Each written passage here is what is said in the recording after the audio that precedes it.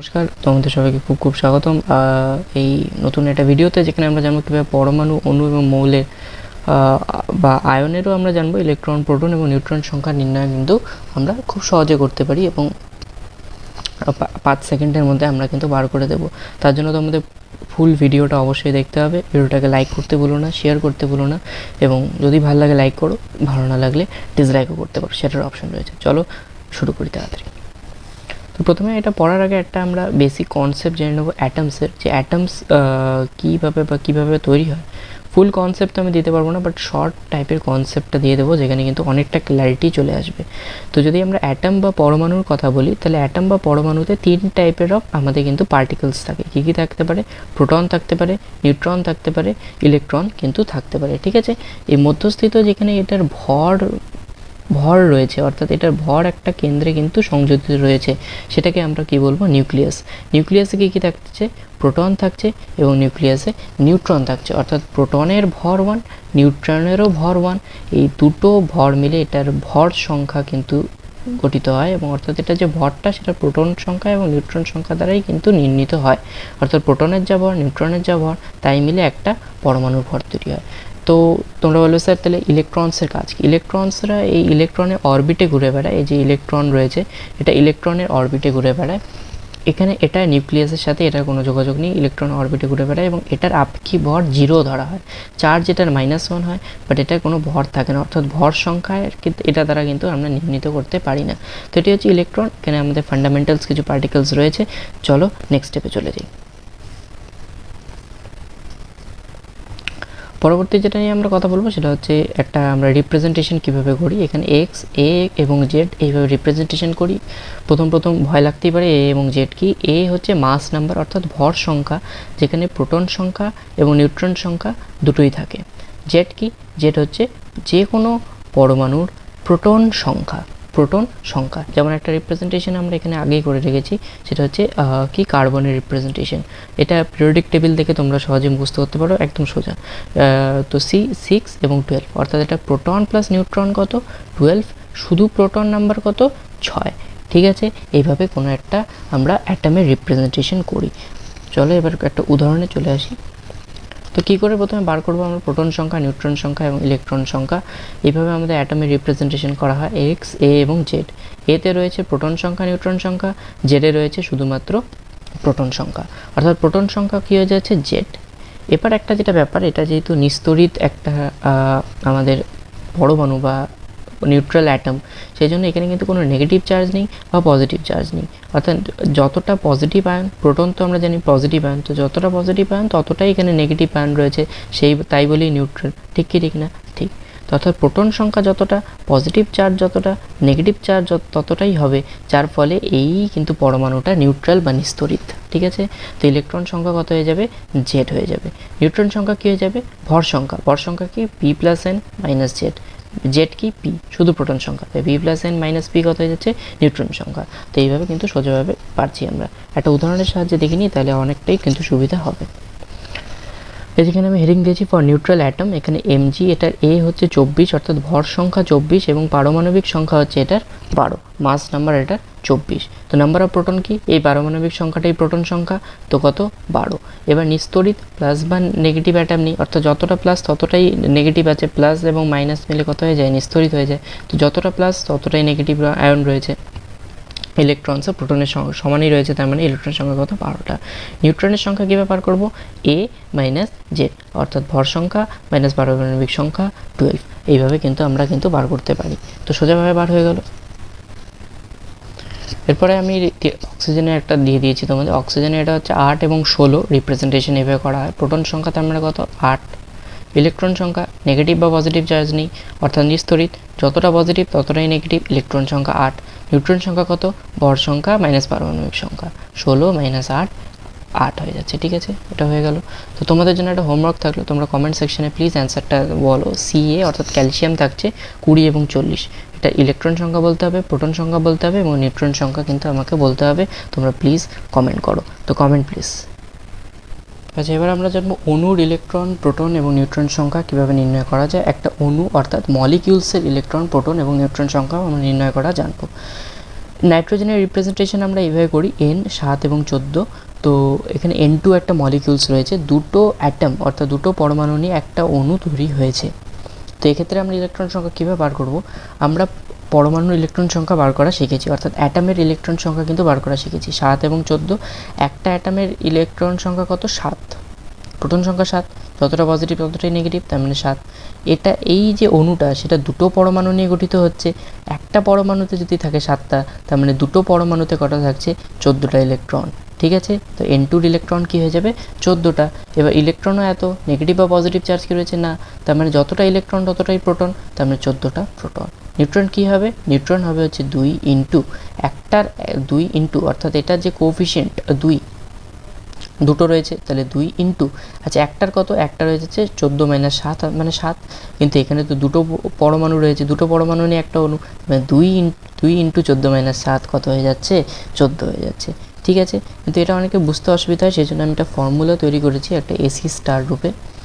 তো এটা কি, এটা বলে হচ্ছে, এটা খুবই সোজা, C6H5 হিসাবে যদি কোনো ফর্মুলা থাকে, কোনো মলিকুলস থাকে, তাহলে টোটাল নাম্বার অফ ইলেকট্রন বার করার পদ্ধতি কি, এই যে সি এর সাথে যেটা যুক্ত না এক্সটা, তো সেই এক্সটা তোমাদের আগে লিখতে হবে into total number of electron, অর্থাৎ মানে কার্বনের যত নাম্বার অফ ইলেকট্রন সেটা লিখতে হবে, কিন্তু তার আগে এক্সটা দিতে হবে।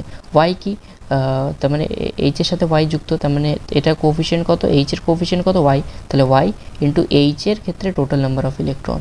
যেমন C2H2 যদি থাকতো, এক্সের বদলে তোমরা লিখতে 2 এবং ওয়াইয়ের বদলে তোমরা লিখতে 2 C2H2, এইচের কোফিশিয়েন্ট 2, সি এর কোফিশিয়েন্ট 2। বোঝা গেল, বোঝা গেল। তো একটা উদাহরণ দেখে নিচ্ছি। তো এটা হচ্ছে CH4, অর্থাৎ এখানে সি এর কোফিশিয়েন্ট কত, কিছু নেই মানে 1, সি এর কোফিশিয়েন্ট কত, কিছু নেই মানে 1, এইচ এর কোফিশিয়েন্ট কত, 4। ঠিক আছে, এটা রিপ্রেজেন্টেশন, এটা এইচ এর রিপ্রেজেন্টেশন। ঠিক আছে, অর্থাৎ টোটাল নাম্বার অফ ইলেকট্রনস কত হয়ে যাচ্ছে, তো সি এর কোফিশিয়েন্ট কত, CH4, তবে সি এর কিছু নেই মানে কি C1H4 আমরা লিখতে পারি, তো এটার কোফিশিয়েন্ট 1 ইন্টু একটা পরমাণুতে যতগুলো ইলেকট্রনস রয়েছে, অর্থাৎ একটা পরমাণুতে কত রয়েছে, একটা অ্যাটমসে কত রয়েছে, 6টা রয়েছে, তাহলে 6 প্লাস এইচের কোফিশিয়েন্ট কত, 4, এইচের কোফিশিয়েন্ট 4, টোটাল ইলেকট্রনস কত, 1, তো টোটাল ইলেকট্রন কত চলে আসলো, 10। তোমরা বুঝতে পারলে, কোনো যদি অসুবিধা থাকে প্লিজ কমেন্ট সেকশানে ইয়ে করতে ভুলো না। এবার টোটাল নাম্বার অফ আমরা নিউট্রনও বার করতে পারবো, সি এর কোফিশিয়েন্ট 1 ইন্টু একটা পরমাণু নিউট্রন কত, 6, কেন 12 মাইনাস 6, 6 ইন্টু প্লাস 4, এটার কোফিশিয়েন্ট কত, 4, তো 4 ইন্টু একটা পরমাণু নিউট্রন সংখ্যা কত, আমরা যদি হাইড্রোজেনের ক্ষেত্রে দেখি তাহলে 1 - 1 0, তো এখানে 6টাই চলে আসলে। তোমরা বুঝতে পারছো, আশা করি বোঝা যাচ্ছে। নেক্সট যদি উদাহরণ আমরা দেখি N2O4, আশা করি তোমরা এটা বুঝতে পারবে। এনের তো আমরা, এটা একটু কঠিন বাট আসে, এমন না যে আসে না, কিন্তু আসে কিন্তু এইসব।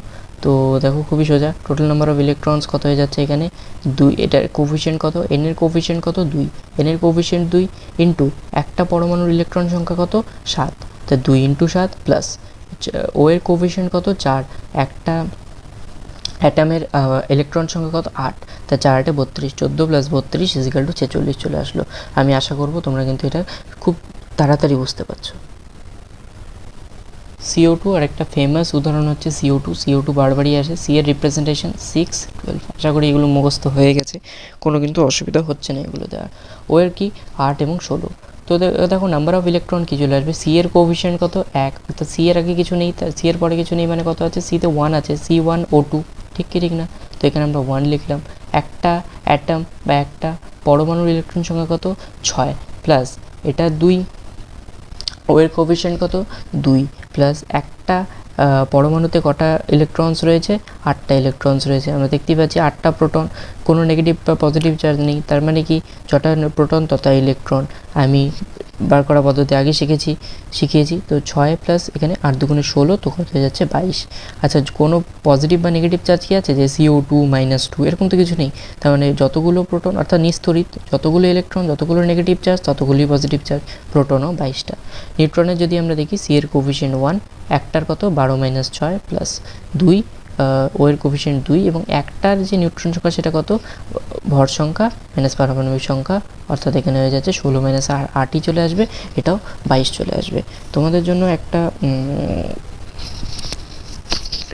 হোমওয়ার্ক দিয়ে দিই, তো এটাও তোমরা কমেন্টসে জানিও। এটা 2 নম্বর হোমওয়ার্ক, এটা 2 নম্বর করে তোমরা কমেন্ট সেকশনে লিখবে। SO2 তোমরা ইলেকট্রন, প্রোটন এবং নিউট্রন সংখ্যা বার করে নেবে।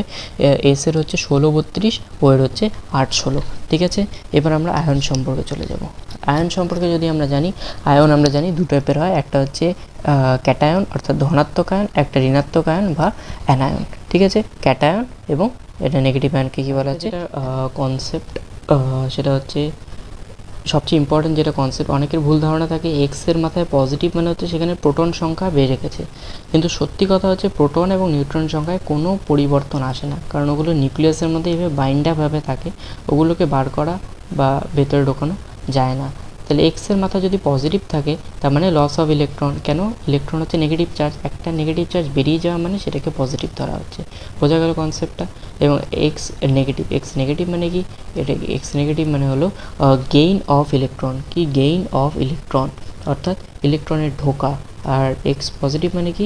ইলেকট্রনের বেরিয়ে যাওয়া। ঠিক আছে, এই কনসেপ্টটা বুঝে গেলে তোমরা এই উদাহরণটা খুব সহজেই করে নিতে পারবে যে ও 2 minus total number of proton তোমরা আগে বার করো। টোটাল নাম্বার অফ প্রোটন কত চলে আসবে? আমি বলেছি প্রোটন বা নিউট্রন সংখ্যায় কোনো চেঞ্জ হয় না। আয়ন থাকলে প্রোটন বা নিউট্রন সংখ্যাকে নিয়ে কোনো চাপ নেওয়ার ব্যাপার নেই। 8 এবং 16 আছে, প্রোটন সংখ্যা 8, নিউট্রন সংখ্যা 16 মাইনাস 8 8। ঠিক আছে, 16 মাইনাস 8 8। ইলেকট্রন সংখ্যা কত হবে? যদি নিস্তরিত হতো তোমরা কি লিখতে? 8 লিখতে, বাট এখানে 2 মাইনাস আছে। 2 মাইনাস মানে কি? ইলেকট্রন চলে আসা, ইলেকট্রনের আধিক্য, ইলেকট্রন মাইনাস চার্জ বয়ে নিয়ে আসছে, ইলেকট্রনের চার্জ মাইনাস হয়, এক্সট্রা -2 চার্জ মানে ইলেকট্রন দুটো বেশি চলে এসেছে, তাহলে 8 + 2 10 হয়ে যাবে। আমি আশা করব ভালো এক্সপ্লেনেশনে তোমরা বুঝতে পারলে। সে একইভাবে একটা ইম্পর্টেন্ট SO4 2 মাইনাস, এখানে টোটাল নাম্বার অফ প্রোটন তোমরা বার করে নিতে পারবে। এটা এস এর কোএফিসিয়েন্ট কত? 1, এটা একটা পরমাণুর কত? 16 প্লাস ও এর কোএফিসিয়েন্ট কত? 4, একটা পরমাণুর কত? 8, তাই 16 + 8 40। সে একইভাবে আমাদের কীভাবে থাকার কথা? ইলেকট্রন 48 থাকার কথা, বাট এটা কি নিস্তরিত রয়েছে? না, -2 রয়েছে। -2 থাকা মানে কি? দুটো ইলেকট্রনের আধিক্য রয়েছে, ইলেকট্রন মাইনাস চার্জ নিয়ে চলে আসছে, টোটাল ইলেকট্রন কত হয়ে যাচ্ছে? 50 হয়ে যাচ্ছে। ঠিক আছে, এইভাবে হচ্ছে। আমি আশা করি তোমাদের বোঝাতে পেরেছি। তো তোমাদের জন্য আমি কটা হোমওয়ার্কও রেখেছি, এটা H2SO4। তো এই 3টে হোমওয়ার্ক থাকবে, 3, 4, 5। তোমরা প্লিজ কমেন্ট সেকশনে আমাকে জানাবে। H2SO4 calculate electron, proton, neutron. হিলিয়ামের হচ্ছে 2 এবং 4, আমি রিপ্রেজেন্টেশনটা দিয়ে দিয়েছি। টোটাল নাম্বার অফ ইলেকট্রনস বার করতে হবে। আর একটা আয়ন থাকছে N2O4-। কঠিন একটু থাকছে, কিন্তু আমার আশা তোমরা যদি পুরো লেকচারটা ভালো করে দেখে থাকো, নোটস বানাতে থাকো, তাহলে এগুলো খুব সহজেই করতে পারবে। তো থ্যাংক ইউ, আবার পরে কোনো একটা ভিডিওতে দেখা হবে। লাইক, শেয়ার, সাবস্ক্রাইব করতে ভুলবে না।